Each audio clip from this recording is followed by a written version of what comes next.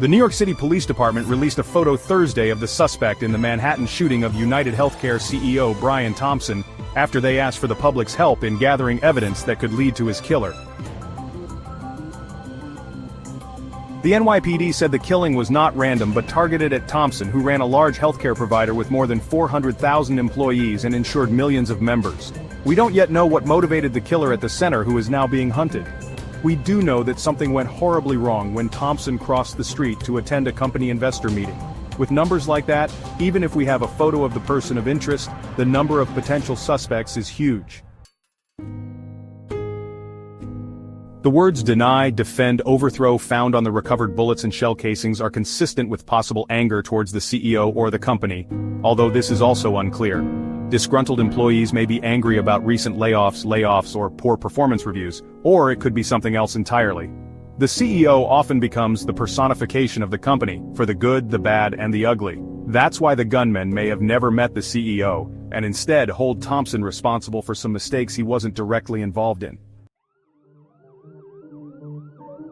At first, the killer knew where Thompson was.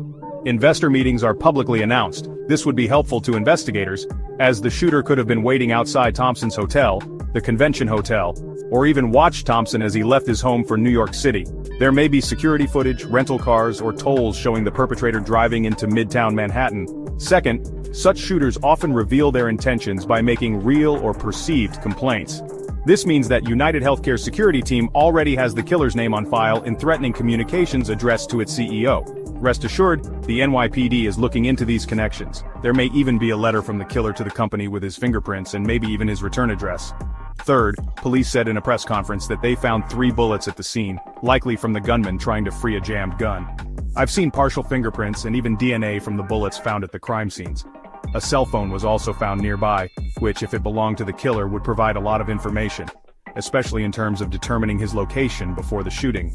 Police also suggested that the attacker left the scene and rode an electric bike in Central Park.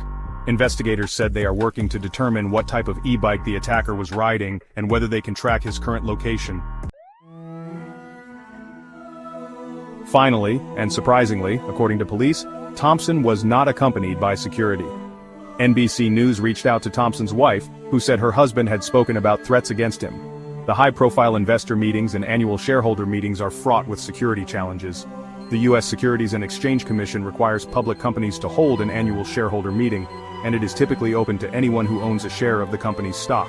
Although the conference was intended for analysts and institutional investors, it was still a publicly declared target audience for anyone with malicious intent. For example, the shooter may have known that Thompson was not wearing a protector and that security would be tighter when the encounter itself occurred. Perhaps that is why the shooting took place outside. Eventually, the shooter will be identified.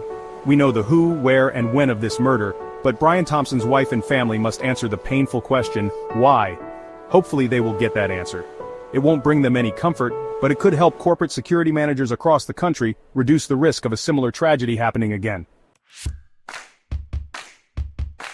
Give me a like and subscribe to my channel.